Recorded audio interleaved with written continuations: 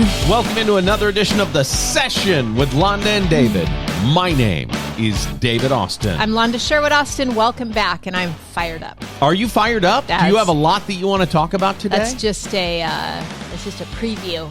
Okay. I'm excited about that. I don't want any more preamble. What are you fired up about? Oh, no, we're not just right into it. Right into it. Let's get in the meat and potatoes of this conversation. I would say that's probably a great way to say that, the meat and potatoes of this conversation, because it could get thick today. Ooh, okay. Yeah. So if you're listening to this program today, you're probably going to walk away feeling inspired, encouraged, motivated, and ready for action. I like that. But in an unexpected way. Okay.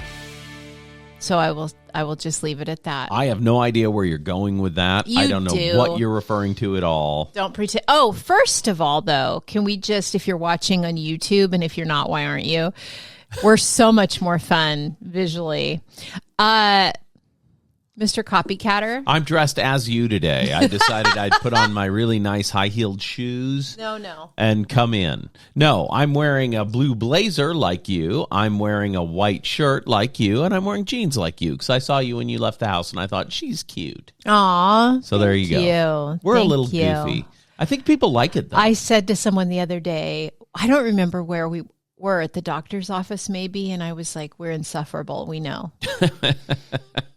But I do. People, listen, we've always said this. If you love, then you love it. That's exactly right. And if you hate happiness and love, then you hate being around us. And you should for sure listen to and watch something else, right? Yeah, turn away right now. If joy and kindness are your core concepts, then you're in the right place. Yeah. There you go. With a little bit of straight talk, somebody said to me, I just like how you tell it like it is. And I like what you say. So if you're new to the program, welcome. We thank you for being here. I am very no nonsense. And I am nonsense. Yes. And I think that is such a perfect description of our relationship. Yes.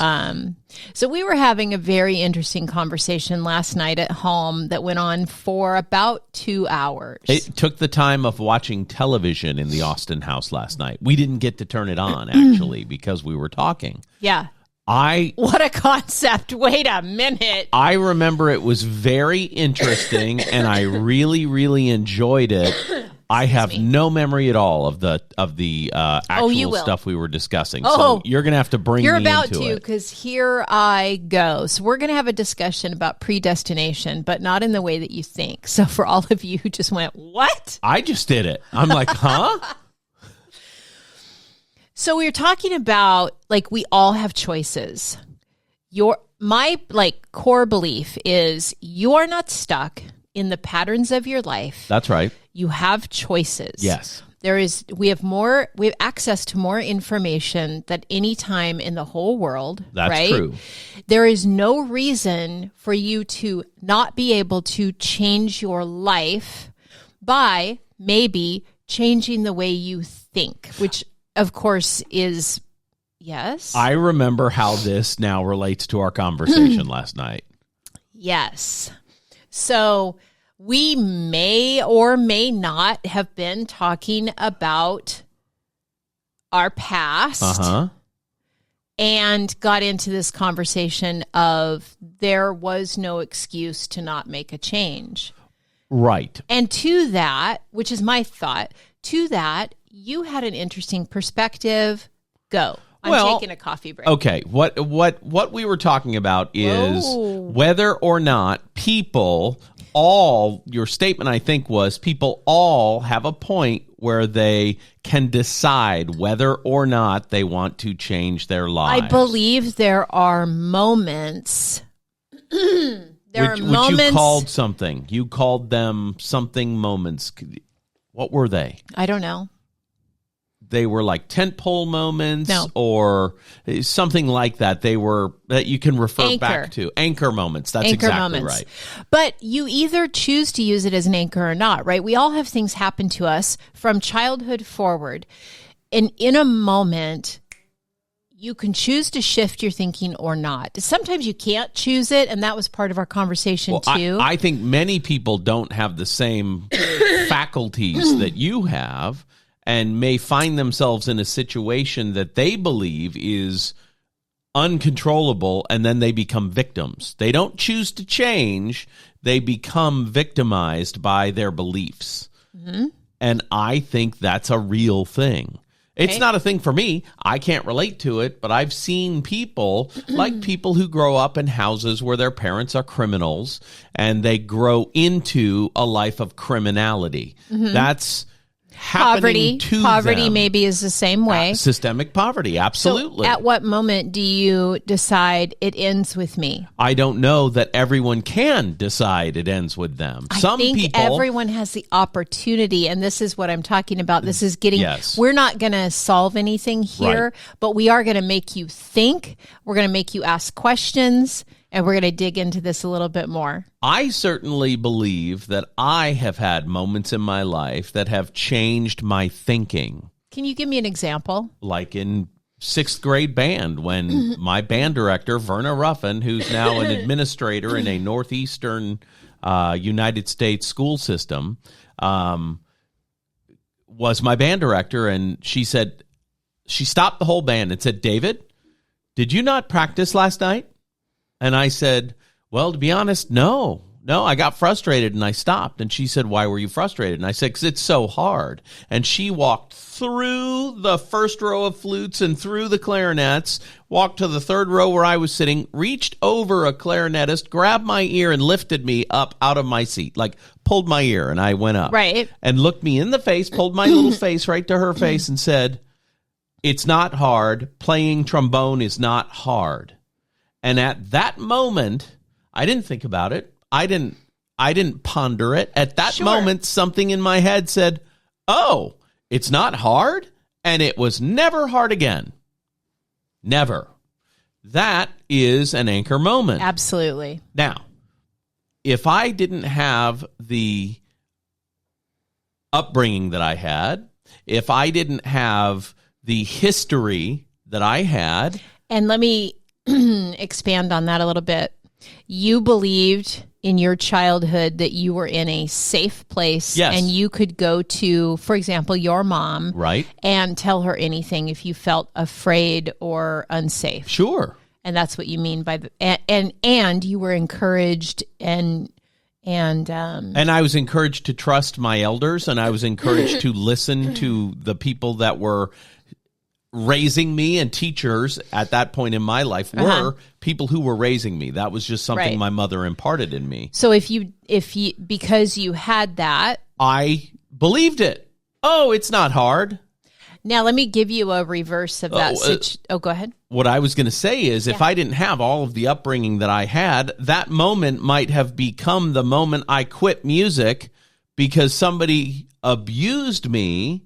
Right? I say that with the fingers going. You can leave the fingers down because I'm going to give you and scared me off of it, right? That could have happened to someone else, but it couldn't happen to me, and it didn't happen to me, and it made me change my mind and think, oh, it's not hard. Mm-hmm. And then it wasn't ever hard again.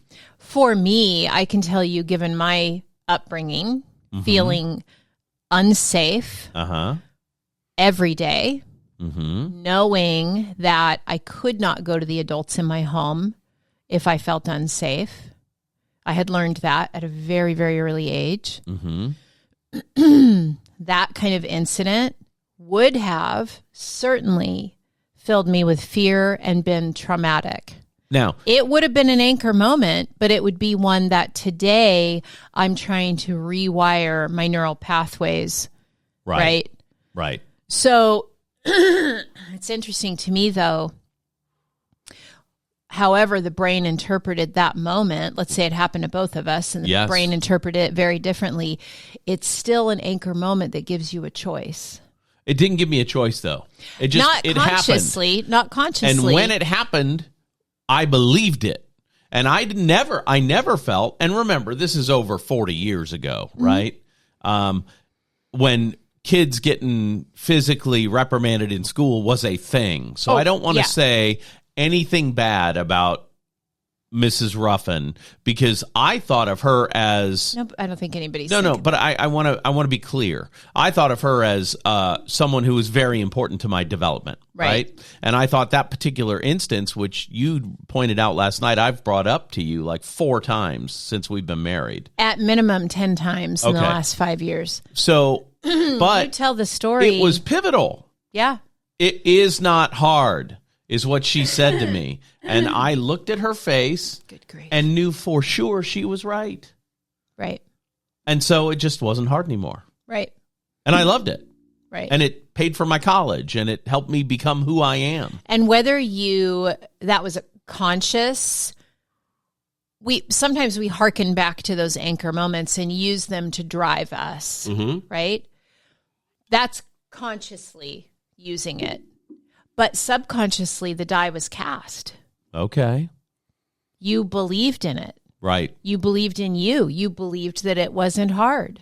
Right. So I might have used an incident like that as an anchor moment that I think back to often as something that would drive me to succeed in spite of the trauma, maybe.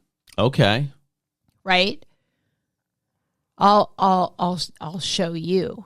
I'll never be abused again because I'm going to practice. I'm going to be reprimanded like that again, right, in front of a class because I'm going to practice so hard and become the best at my craft. More embarrassing than being lifted out of my seat by my ear was her stopping the band and saying, "David, Austin, did you not practice last night?"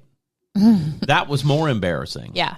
That I never wanted to have happen again in my life. Does that make sense? Yeah, of course. But when I think of that story, I don't think of that. Right. I think of her rewiring my brain with, no, it's not hard. And I think, if I could, I don't, I apologize. I'm having terrible allergies right now. But I don't know that she necessarily rewired your brain, but laid down another track among similar tracks that had already been laid in your brain that you can do anything. I believe that. That's how you were raised. Force of nature. And for those of us that had traumatic childhoods, let's just take a moment and imagine what that would have been like. Yeah. It's just like the trauma test that you and I took years ago, right? Right. And those questions like on 3 that years test, ago, yeah. It made me very uncomfortable, so much so that I laughed at a couple of them. You laughed out loud when it said, "At home, did you ever feel unsafe?" And to me, that is an outrageous concept that I cannot relate to at all. So, no, I never felt unsafe at home. In fact, home is where you feel safe, right? That's how I was raised. Home is where you're safe. When you get home, you can let all your troubles fall off. You can walk through the door and everything's good. Home, you know? I used to tell my kids something very similar to that. Like home is the place where your weird is safe. Mm-hmm. Right? You get to be yourself. You get to, for all the, I'm hard on myself for how I raised my kids, but for all of that, that was something that I always said to them. This is your safe place. This is where you can be yourself. This is where, the people here believe in you and believe you can do anything and all those kind of things. I think that, and that doesn't I was very sound like your childhood. Strongly driven to say those things to my kids, and whether I did a good job of that or not, I tried. Given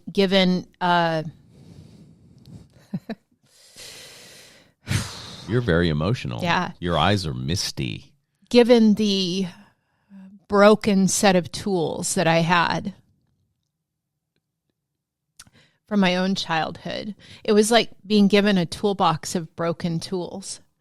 That's an interesting analogy. Tell me more about that. And, here now you try to raise kids, but all these tools are broken and they don't work right and they don't make sense. Uh-huh. And, doing everything I can with, not a whole shovel, but a broken piece of a shovel, that kind of thing. Yeah. But I was so determined to do it because of my childhood, because in answering that question, I can't remember too many days of my childhood where I felt safe. Wow. And that makes me so sad. I'm trying to think if, like, maybe when I was with a grandparent,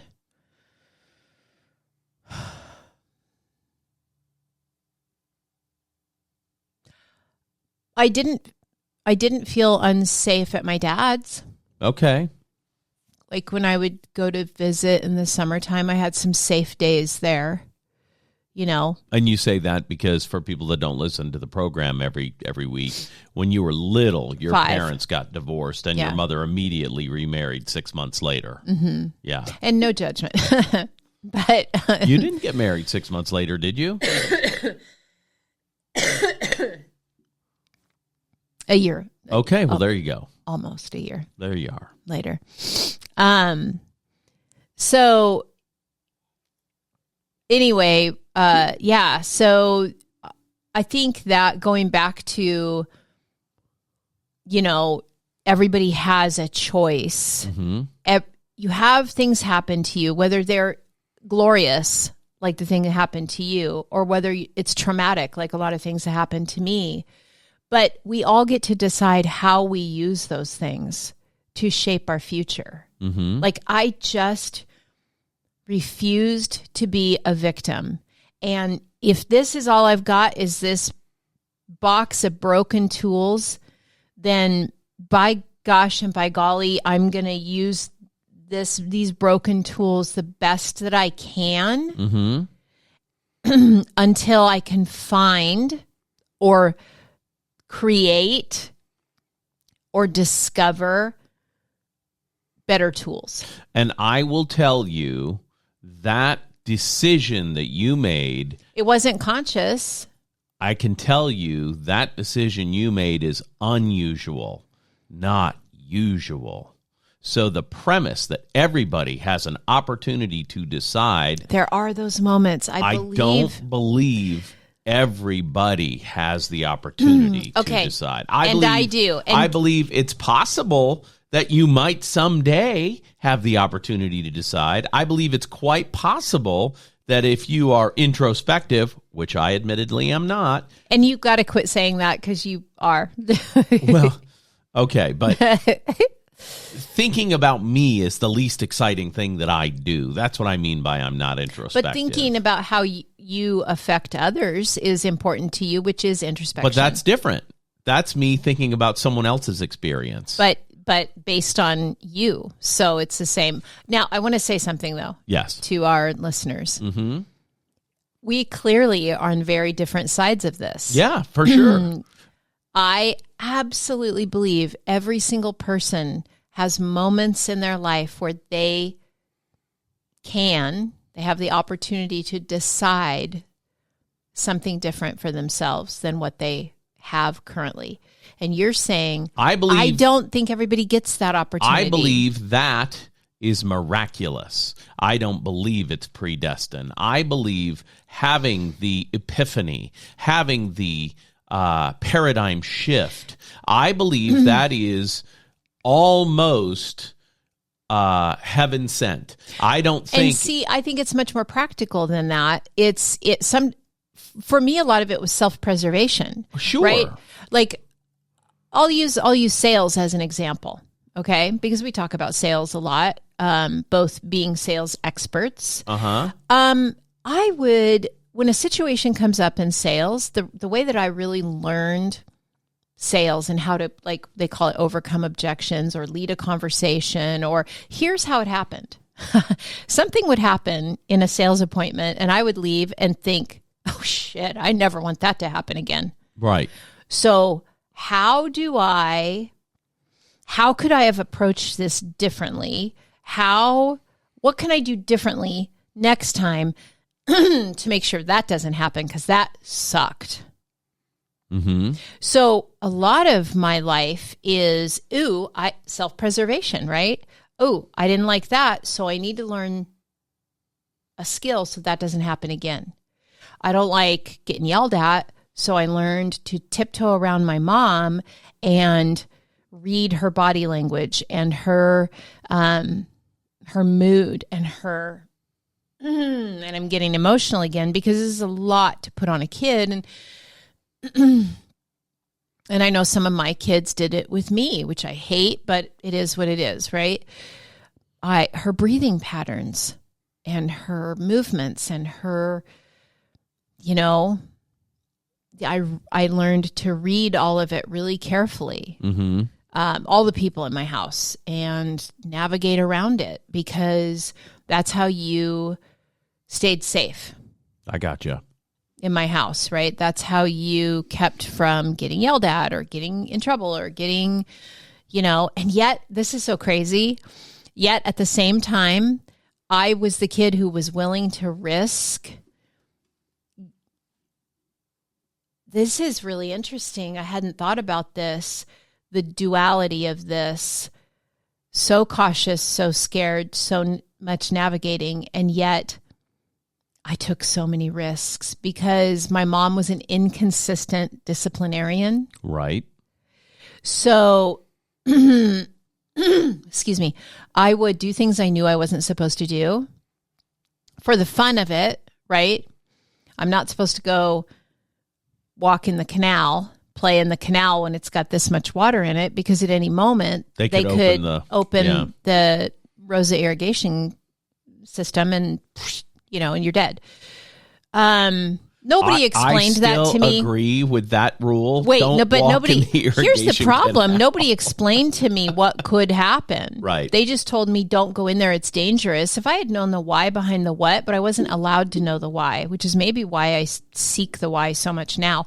But I would do that and then, lie to her. I became an expert liar at a very young age because that was survival as well. You just lied about everything. Interesting. Well, because you had to survive. Mm-hmm. And then it became such a habit. It's so different than my upbringing where you tell the truth about everything and then everything's forgiven. The only time you were in trouble as a child is when you were perceived to be lying. My mom said to me, if you tell the truth, you won't be in as much trouble. And that was a lie. That was a fucking lie. I'm telling you right now, that was a lie. And in my childhood, the truth shall set you free unless mom doesn't believe you. And then it's going to take an external act to fix that. I just became real good at lying. Yeah, not me. But it's interesting, though, to look at those two things. And, I'm not a therapist. Maybe I'll send this to my therapist and she can figure it out. But those two things that ran parallel in my life as a kid, being, so scared all the time and really trying to navigate all this stuff so that I didn't get in trouble, and yet taking that risk every time because I think maybe it was once I learned that I could bear the screaming. Uh-huh. Like, if she's just going to scream at me. Like, it's no different than any other day. So it's not like she's going to burn you with her cigarette lighter. Well, or beat me, which, we got whippings. Right. And they were, pretty harsh and brutal. And they must have been because you don't care for somebody ripping off their belt. You don't care for that. I did that once when I was getting undressed, and you thought it was coming for you, I think. And I remember thinking, it's what PTSD, in the hell? Man. It's PTSD. That sound makes me... I've been very quiet in removing my belt ever since that day. Do you remember that day? I do. And you were so scared. Now, I had that happened in my first marriage too. And I thought, I remember. What's going on? Mm-hmm. PTSD, shell shocked, you know. But anyway, but once I could tolerate the yelling, and she's just going to freak out and lose her mind and go crazy. So but maybe not. Right. The 8 times out of 10, I could get away with it. And so I would take that risk. And now, then I grow up as an adult and I start having kids, and my safe place then became the church and Christianity. And, that belief system, right? Mm-hmm. Which is why I studied the Bible for 30 years, right. inside out and upside down, the original Greek and Hebrew. And, it's all Greek to me. Because Penny that Youngman, was, ladies and gentlemen. Thank you.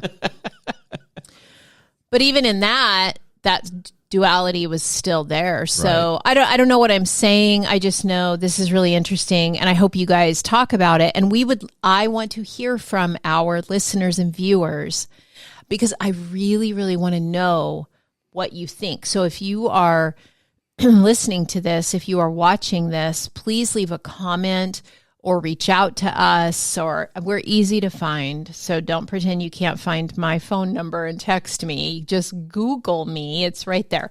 I'm a realtor. I want everybody to find me. People are like, oh, I have my social media locked down. I'm like, not me. Right. It's all open. Right. But I'm really interested in what other people's perspectives are. And I think this is going to become a dinner party question. I think, for me. Yes. I think in answer to the question, people who have the facility to have life-changing events and make decisions that radically change their lives are privileged.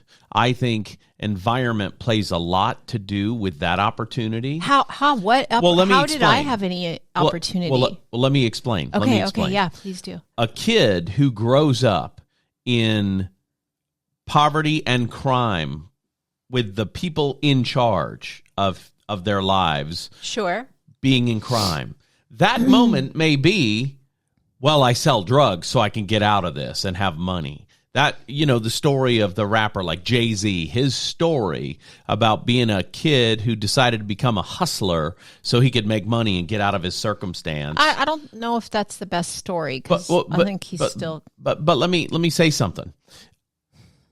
That's a different kind of solution than Mrs. Ruffin telling me it's not hard and me deciding it's not hard.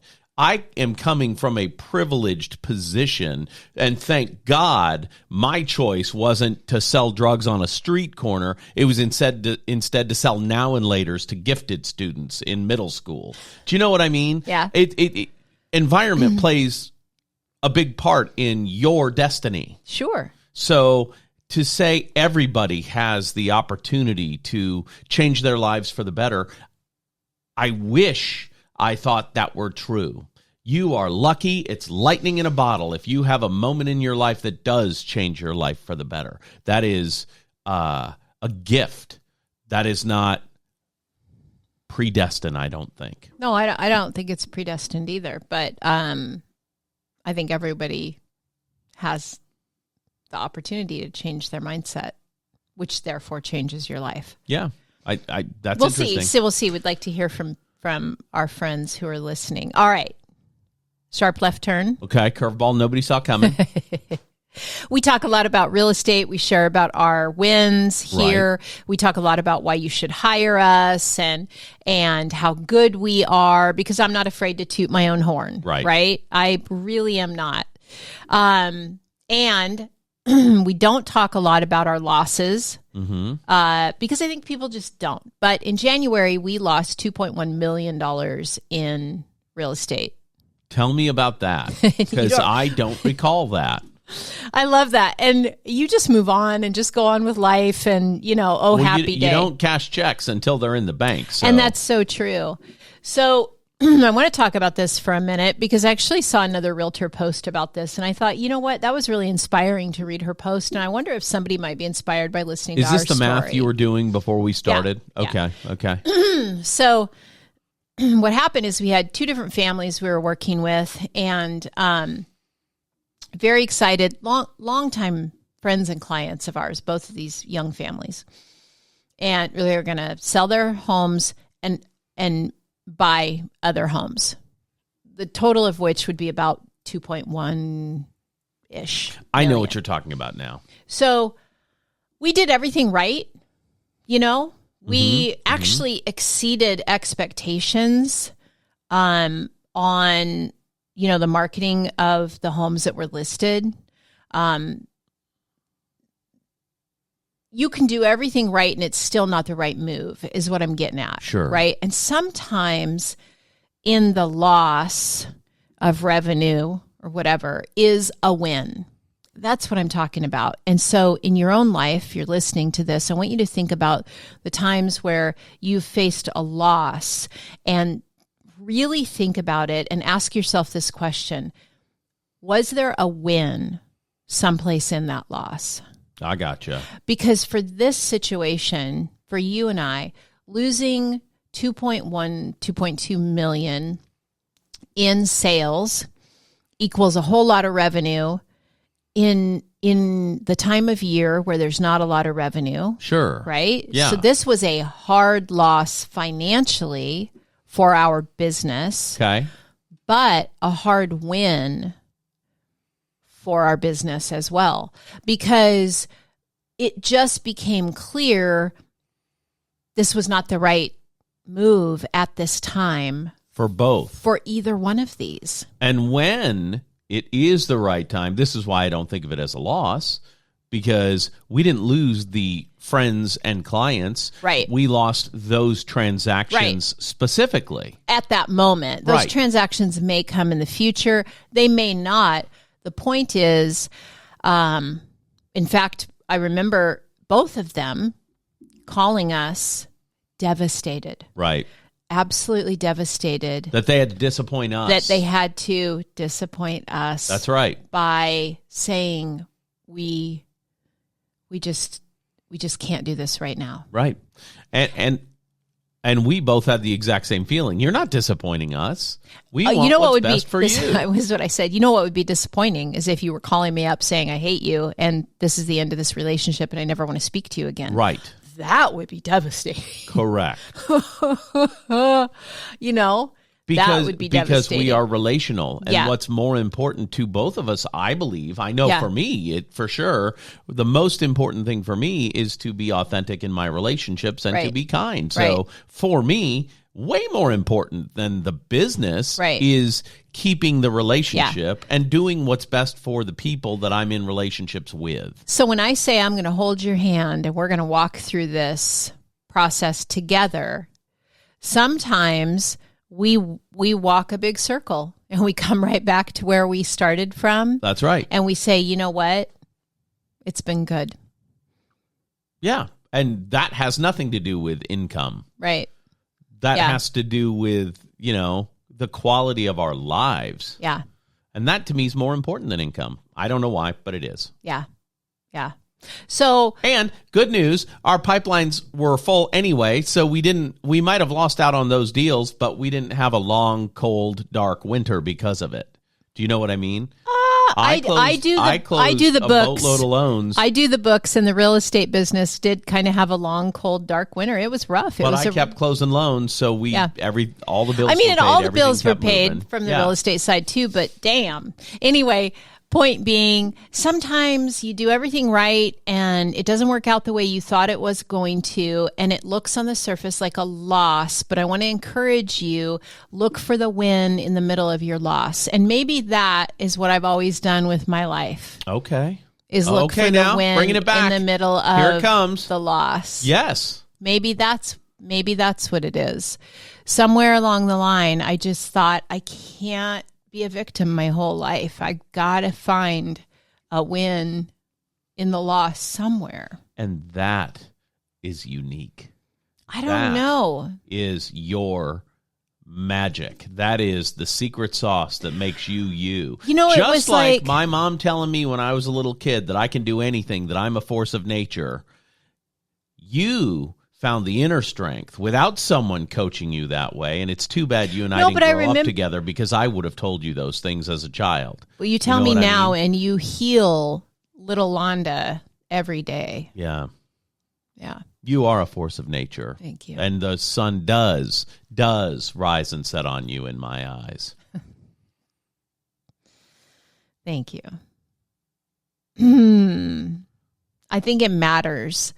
So this makes me also want to talk to anybody who is involved with kids.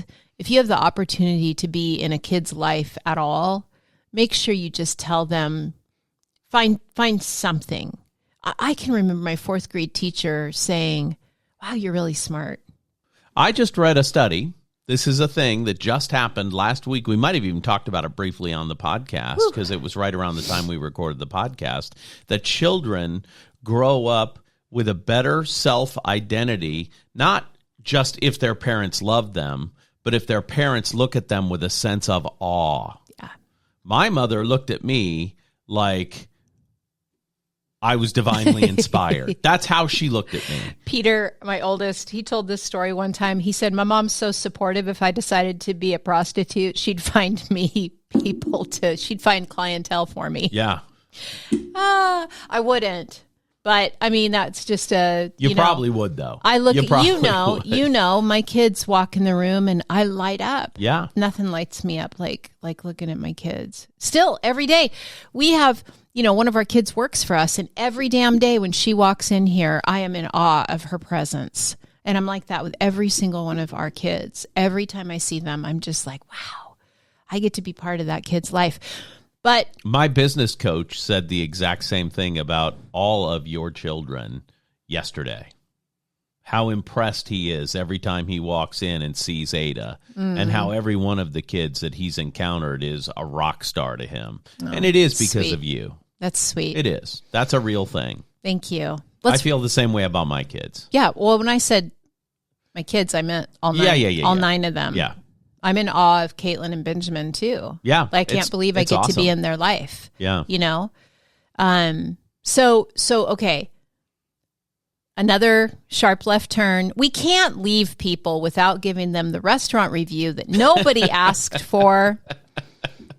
Kyle, this is for you. This has kind of been a heavy, or not heavy, deep.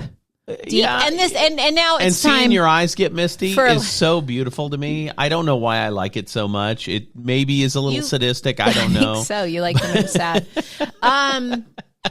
Okay, the restaurant review nobody asked for. There's a brand new restaurant in West Richland, Washington called Tapp'd. Yes. David? We went there with our city councilman, David Fetto, the Honorable David Fetto took us there. The most honorable. He was, there's a new place that we can make our local hangout because it's in West Richland, as he calls Best Richland. So I said, okay, councilman, let's go. So we went to the new place. It used to be Tumbleweeds most recently. And before that, it was the Chicken Shack in West Richland, right there on Van Giesen. Mm-hmm. Anyway, I thought it was a cool concept. I think the thing when you go, it's tapped, so they have a wall of beer taps, beer and cider taps, and one cocktail. Yeah, that's correct. One of those things is an actual cocktail? Yeah. Okay, so here's the deal. You go in, you give them your credit card, they give you a bracelet. And your ID. Oh, yes, of course. They need to see your ID. It's a family-friendly atmosphere, so they limit your initial purchase to 36 ounces of whatever's on that wall. 32, is it 32? Something. Thank you for correcting me, but 32 or 36, whatever it is, that's your limit. So what happens is there's a glass front display case with cold mugs in it, and you grab your cold mug, you take your little bracelet that they just gave you, and you hold it up to the thing, and that unlocks the tap, and you pour yourself however much or however little as you want in that glass. Right. And if you want to try it all, you maybe pour yourself 6 ounces of whatever there is in that particular tap. And then you go on down the line until you hit your limit, and then you can either re-up or not. Mm-hmm. And they'll, check with you. When you're tapped, you tap out, and they come to your table, and they assess, are you okay to keep going or not, right? Which I think is very smart. Yeah. I think that's a cool. None of us did that. You don't have to drink all 32 or whatever ounces it is. Yeah. You can stop at 12 ounces or 16 ounces, and then they charge you for by the ounce. It's kind of a cool concept. I really liked that a lot. How about you? I thought it was hilarious that we go in, and at the counter, right, when you walk in, you do all this, right? Yes. You give them your ID, you give them your debit card or credit, whatever, and then you get these wristband things, and then you pick a table, and then you go and you get your cup, and then you go and you get your drink, and we sit down. And Feddo says to me, so what do you think? And I go, well, the fact that I've done the whole job myself so far, not great. I don't love that. You left yourself a beautiful Let me tell tip. you, I strapped on an apron when I walked in the door. Right. And so it's kind of like Subway of beer, you know? Okay. A little bit, like, okay. I guess, or I don't know what I'm trying to say. Build a burger. I don't know. Anyway, so I get the concept is kind of fun. So I get that. Yeah. It was a little congested. They're still working out a few bugs, which brand is new. A pet peeve of mine. That's right. You think on opening day, everybody should feel like they've worked there 20 years. You should have it dialed in. It's like Alice's Restaurant. Opinion. It's my opinion. It should be dialed in. So, and then the food I thought was great. It's not fancy, but it's really good. And I think my whole thing is, everybody should go and check it out and form your own opinion, because I didn't have a super strong opinion one way or another. I will tell you this. If you're sensitive to noise or you're hard of hearing, might be a challenge for you, because it's a big room with all the tape. It's this big, wide open room, table, concrete floor. So the sound bounces really badly. Yeah. So they might do okay with some acoustic tiles on the wall. That might once make it got nicer. full, we were all shouting. You know, it's like that kind of thing to hear each other. And I don't want people to think it's like cafeteria style and that our food was that way. No. There's a waitress that comes, or a server that comes to the table and takes your actual food order. It helps you figure stuff out and everything. And they're happy to explain to you what is going on. Let me tell you, I was starving and I scarfed that food and it was delicious. That's how I feel about the food. Oh, the chicken wings? Oh, yeah. Give your hot tip on the chicken wings. Get them naked. Yes. Here's what I mean by that. The sauce that you want to have, get it on the side. Put that sauce on the side. If you're like me, a fastidious wacko, and don't want to get all weird and have sauces all over you, I tried one of Councilman Feddo's wings, and it had the mango habanero, which was very tasty, but I felt like I needed to take a legitimate shower. I went to the bathroom and showered 3 times. That's how hard I got into my food. So the chicken wings were great. Pro tip, get them naked, dip them into whatever you want to dip them in, because then you're not all chafunked. Well, I thought the wings just by themselves were better than any of the sauces. So there you go. There's the restaurant review nobody asked for. Tapp'd in West Richland. I think you should go check it out. You might have a good time. What number on the scale would you give it? 1 being, I got to get out of there and I'm never going back. 10, greatest thing I've ever done. 6. Okay. Because of the things with the sound, and so maybe the environment's not your favorite. Mm-hmm. I would say 7 for me. Yeah. I like the food. I'm kind of like you with the fries last week. The sound thing is a big deal for me because I do get overstimulated really easily. I feel that way about Frost Me Sweet since they expanded. When they were brand new, I can't go. I didn't feel that way. But since they've expanded, I think it's too much. I'd rather sit outside if I'm there. I think we've done it. That's it. That's everything we've got. I hope we gave you some things to think about. I hope we inspired you. You're not stuck. Get motivated. Get inspired. Find something that will help you get you out of where you are. When we say that this conversation sounds like what we talk about at the house, the first 2/3 of this program literally were just a continuation of last night's conversation. Exactly verbatim. We didn't rehash what we already had come to, but we did just pick up where we left off. So the takeaway, look for something that inspires you to get you from where you are to where you want to be. Look for the win in your loss and go check out Tapp'd. And Londa says everybody has the opportunity to change and improve their lives, and I hope that's true. I hope it's true. Yeah. All right, there you have it. There it is. For Londa Joanne Sherwood Austin, the prettiest girl in the world, I'm David Austin, and this has been The Session with Londa and David.